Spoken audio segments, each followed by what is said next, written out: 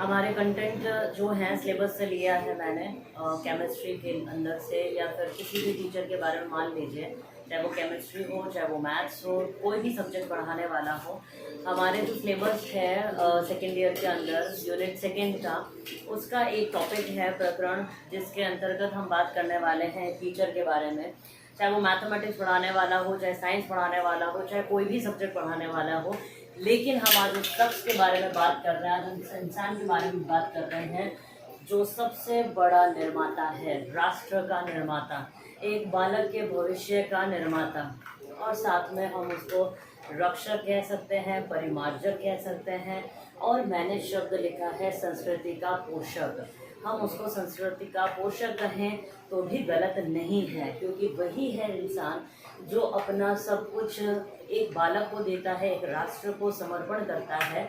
इस बारे में टीचर की डेफिनेशन जो दी है, बहुत लोगों ने अच्छी अच्छी दी थी, लेकिन जो हुमायूं कबीर ने दी वो देखिए, एक बार आपके सामने रखते हूँ।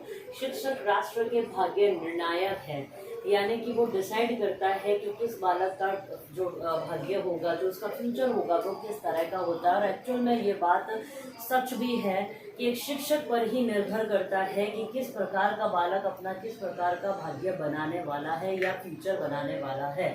वो निर्णायक है।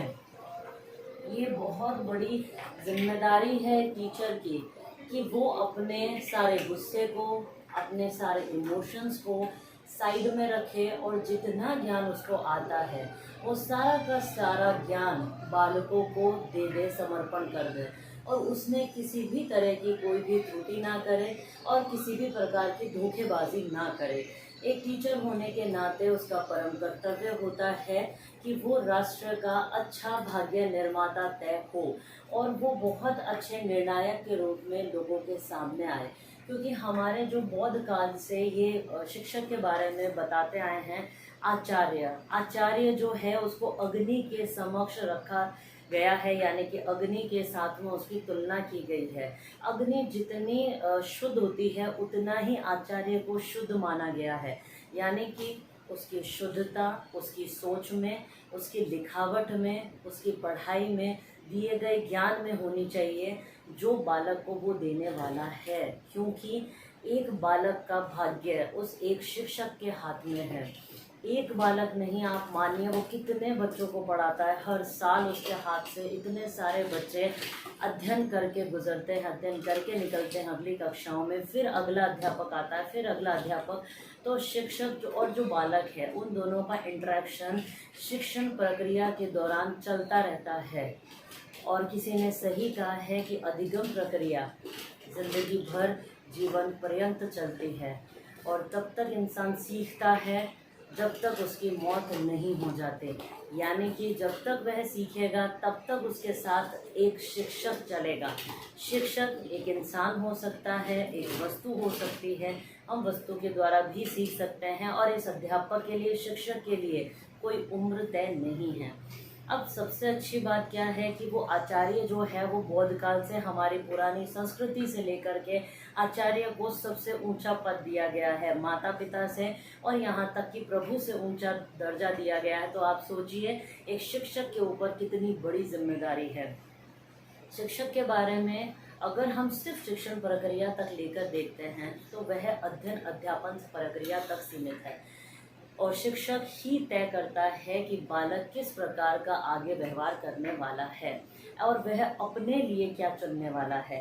इसके लिए रेमांड थे, रेमांड ने बहुत अच्छी परिभाषा दी थी। उनकी परिभाषा बहुत लंबी थी, लेकिन मैं आपको उनको सारांश के रूप में बताती हूँ कि उन्होंने शिक्षक को क्या परिभाषित किया। शिक्षक के बारे में वह कहते हैं कि वह विद्यालय को लेकर चलता है, यानी कि विद्यालय की गत्यात्मक प्रक्रिया एक शिक्षक है। साथ में उन्होंने कहा कि चाहे विद्यालय का प्रशासन कितना ही अच्छा क्यों ना हो, बनाने वाली योजना कितनी अच्छी क्यों ना हो, साधन संसाधन ही कितने अच्छे क्यों ना हो, पाठ्य पुस्तकें ही क्यों ना अच्छी हो, लेकिन जब तक एक शिक्षक अच्छा नहीं होगा तब तक सारी चीज़ें व्यर्थ हैं। यानी कि उन्होंने सारी चीज़ों के सामने एक शिक्षक को सबसे ऊपर, सर्वोपरि माना। रेमांड की ये डेफिनेशन बहुत फेमस है। अब देखिए, मैं इनके गुणों के बारे में आपसे बात करना चाहती हूँ। अब इनके गुण जो है वैसे बहुत सारे होते हैं, तीन गुण इनके वैसे माने जाते हैं, सामान्य गुण है, विशिष्ट गुण और व्यावसायिक गुण। जो सामान्य गुण है वो मैं आज रखती हूँ आपके सामने। फिर आते हैं इनके विशिष्ट गुण और जो व्यावसायिक गुण होते हैं वो। व्यावसायिक मतलब उनके जो काम वो कर रहे हैं, किस पर्टिकुलर फील्ड से वो बंदा है, तो उससे रिलेटेड उसमें कौन कौन से गुण होने चाहिए वो सारे। पहले देखिए इनके जो सामान्य गुण हैं वो क्या है। तो पहला गुण मैंने लिखा है व्यक्तिगत रूप सज्जा। क्या है, एकदम से वर्ड थोड़ा अजीब सा लगता है। व्यक्तिगत का मतलब इंडिविजुअल, जो पर्सन है, आप हैं, मैं हूँ, सब लोग हैं। तो सबकी जो सज्जा होती है, मीन जो पर्सनैलिटी होती है, सबकी अलग अलग होती है। लेकिन इसमें जो चीज़ मैंने रखी है वो क्या है, वो है एक आदर्श शिक्षक के लिए सजगता या सिंप्लिसिटी, जो हम बोलते हैं कि सरलता जो एक टीचर की होनी चाहिए, वो चीज़, वो गुण इसमें आएगा कि वो एकदम सिंपल होना चाहिए। फिर आता है चारित्रिक दृढ़ता, मतलब ये है आप हर टीचर के कैरेक्टर, जो आत्मविश्वास, कॉन्फिडेंस खतरनाक होना चाहिए, नो डाउट। जब वो पढ़ा रहा है कॉन्फिडेंस लूज़ कर गया, मतलब जो स्टूडेंट्स हैं वो समझ जाएंगे इसको कुछ नहीं आता, तो उसकी पर्सनैलिटी पर वैसे भी क्वेश्चन मार्क लग जाएगा। दृढ़ता, जो वो पढ़ाने वाला है उसमें उसकी वो दृढ़ता होनी चाहिए, स्ट्रॉन्ग जो पॉइंट है उसका वो होना चाहिए, उससे वो डगमगाए नहीं, इस बात का उसको ध्यान रखना है। उत्साह उसमें होना चाहिए, ऐसा नहीं कि वो बोरियत होकर के उस चीज़ को पढ़ा रहा है तो बालक खुद भी इंटरेस्ट नहीं लेगा। तो जो चीज़ वो पढ़ाने वाला है उसमें वो खुद भी इंटरेस्ट ले, तब बच्चा भी इंटरेस्ट लेगा। सजगता होनी चाहिए, स्थिरता होनी चाहिए, साहसी, निर्णय क्षमता, आशावादी, नेतृत्व शक्ति होनी चाहिए।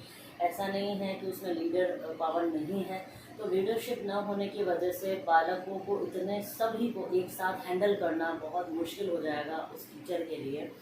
आशावादी इसलिए होना चाहिए क्योंकि उसको कभी भी होप नहीं छोड़नी चाहिए, क्योंकि हर तरह के अपने को क्लास में बच्चे मिलते हैं टीचर्स को। तो कोई बालक जो है वो थोड़ा मंदबुद्धि का होता है, थोड़ा मीडियम होता है, तो जो इंटेलिजेंट होगा नो डाउट वो जल्दी सीख जाएगा। लेकिन कभी भी जो कमज़ोर बालक है उनके लिए उसको हमेशा आशावादी ही रहना चाहिए, कभी भी हार नहीं माननी चाहिए, क्योंकि टीचर खुद ऐसा होगा तो उस टीचर पर डिपेंड करेगा कि बालक कैसे होने वाले हैं। क्योंकि एक बालक के लिए एक टीचर ही सर्वोपरि होता है। कभी कभी तो इतना हद तक हो जाता है कि बच्चा जो है वो घर पे जाकर भी यही कहता है कि ये होमवर्क मैं ऐसे नहीं करूँगा, मेरे को ऐसे सिखाया मेरे टीचर ने, मैं ऐसे ही करूँगा। मतलब एक बालक के लिए टीचर बहुत मायने रखता है। तो टीचर की जितने भी कैरेक्टर्स है या उसकी पर्सनालिटी है वो आइडियल होनी बेशक ज़रूरी है, क्योंकि जब वो आदर्श होंगे तभी जाकर के बालक उनको आदर्श मानेंगे और उनके गुणों को अपने अंदर बिठाएंगे। क्षमता, निर्णय क्षमता बहुत अच्छी होनी चाहिए। किसी भी तरह की कोई समस्या का समाधान करना हो, कोई समस्या उनके सामने आ गई या किसी बच्चे से संबंधित आ गई, तो वो पूरा इंस्टेंट उसका डिसीजन ले सकें। और स्थिर भी होनी चाहिए। स्थिरता मतलब जो चीज़ उन्होंने एक बार बता दी, ऐसा नहीं है कि उनका निर्णय बार बार डगमगा रहा है, या फिर उन्होंने जो चीज़ उनको सिखाई है वो नॉलेज अधूरा है और वो उनके बारे में भी बार बार अपने तथ्य और अपने जो फैक्ट है वो अलग अलग रख रहे हैं, तो उससे बालक को कन्फ्यूजन होता है। साहसी तो बेशक होना चाहिए ताकि बड़े छोटे सबका सामना कर सके।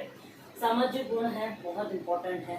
सामाजिक गुण उनमें नहीं होंगे तो बालक को भी कतई नहीं सिखाएगा कि भाई कैसे एक दूसरे के साथ में मिलजुल कर रह कर के काम करना है, बिना किसी भेदभाव के एक दूसरे को समझना है, ताकि बालक भी एक दूसरे के साथ में मिलजुल कर के कार्य कर सके।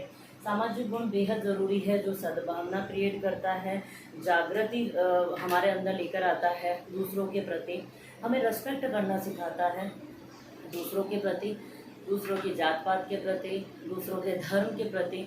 तो सामाजिक गुण उनमें होना बेहद ज़रूरी है ताकि बालक भी समाज के साथ में इंटरेक्ट हो सके और बहिर्मुखी बन सके। सामाजिक गुण जो है इसका मतलब है इमोशनल गुण, यानी कि ऐसा ना हो कि टीचर जो है इतना इमोशनली वीक है कि वो अपना ही गुस्सा बालकों पर उतार रहा है, अपनी ही गलती जो है वो दूसरों पर थोप कर के अपना काम सिद्ध कर रहा है। ऐसा बिल्कुल नहीं होना चाहिए कि वो अपनी ही गलती या अपना गुस्सा दूसरों पर उतारे। ये एक टीचर में होनी बेहद ज़रूरी है, जो आजकल नहीं होती है। वो गुस्सा किसी और पर है, सारा गुस्सा निकालता है बच्चों पर और उससे बच्चों पर बहुत गलत इफेक्ट पड़ता है।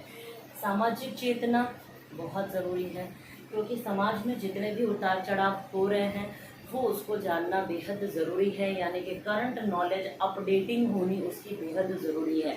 क्योंकि उनको पता है कि मैं किसके साथ जुड़ा हुआ हूँ, बहुत सारे छात्रों के साथ जुड़ा हुआ हूँ, तो बहुत सारे छात्रों को ज्ञान जो मिलने वाला है वो उन्हीं से मिलेगा। तो वो ज्ञान जो है वो उनको चेतना जागृत करना जरूरी है, ताकि वही चेतना वो बालकों में जागृत कर सके। जब वो खुद अपडेट नहीं है तो बालकों को तो वो बिल्कुल भी अपडेट नहीं कर पाएगा। जो ज़रूरी है उनके अंदर सामाजिक चेतना का होना। वैज्ञानिक दृष्टिकोण बेहद ज़रूरी है, मतलब हर किसी चीज़ पर अंधविश्वास टीचर को बालकों में नहीं फैलाना है। मतलब बच्चों के अंदर किसी भी प्रश्न को लेकर, किसी भी वस्तु को लेकर के, किसी भी विषय को लेकर के उनके बीच में हर वक्त क्यों, कब, सॉरी, कैसे, ये सारी चीज़ें उनके अंदर होनी ज़रूरी है, जिससे वह खोज के प्रति आगे जागृत हो, खुद करके सीखे तब, और खुद बना करके सीखे और अपने कौशलों का विकास करना सीखे।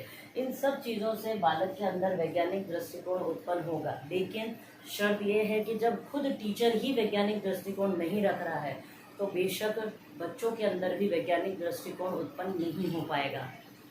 तो हर बालक को करके सिखाने पर विश्वास देना चाहिए, सत्य की ओर अग्रसर करना चाहिए, सत्य की खोज की ओर बढ़ाना चाहिए। तो ये सारे गुण एक टीचर में होने बेहद ज़रूरी है। ये हैं एक टीचर के सामान्य गुण। विशिष्ट गुण, व्यवसायिक गुणों के बारे में बात करेंगे।